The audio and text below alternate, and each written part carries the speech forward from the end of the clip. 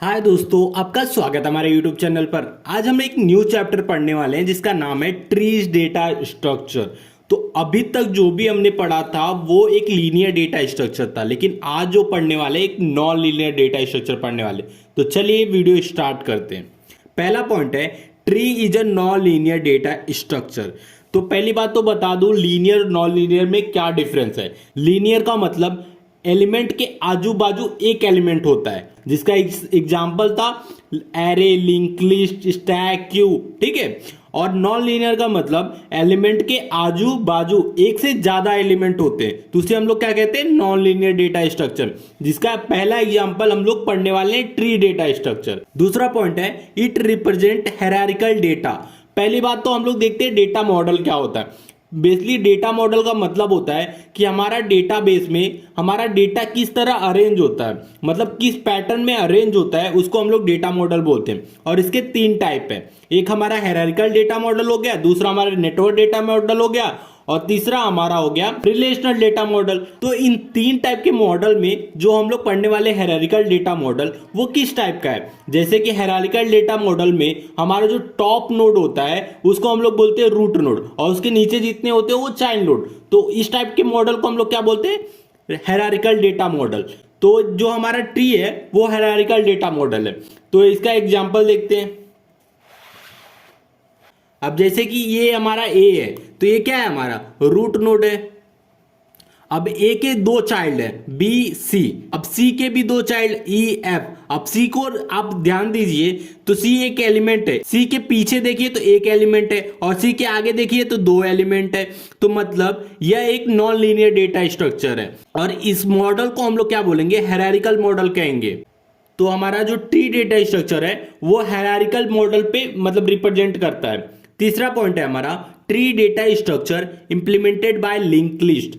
जो हमारा tree data structure है उसको हम लोग इंप्लीमेंट कैसे करते हैं, लिंक लिस्ट से। कैसे करते हैं, एक एग्जांपल देख लेते हैं। जैसे कि आपने ये पढ़ा हायरार्किकल मॉडल से आपने रिप्रेजेंट कर दिया अपना ट्री को, लेकिन इसको इंप्लीमेंट कैसे होगा, इंप्लीमेंट तो इस तरह हो नहीं सकता, तो हम लोग लिंक लिस्ट से करते हैं। जैसे कि मैंने एक डबल लिंक लिस्ट बनाया, इसके तीन पार्ट है, left part, right part, data part. जो डेटा पार्ट में जो रहेगा हम लोग डेटा फिलअप कर लेंगे, जो राइट पार्ट रहेगा हम लोग उसके दूसरे नोड का एड्रेस डाल देंगे। सेम उसी तरह लेफ्ट पार्ट में भी एड्रेस डाल देंगे। किसका डालेंगे, अब देखिए इस नोड का हम लोग एड्रेस इससे डाल दें, जिससे ये दोनों लिंक हो गया और ये दोनों लिंक हो गया।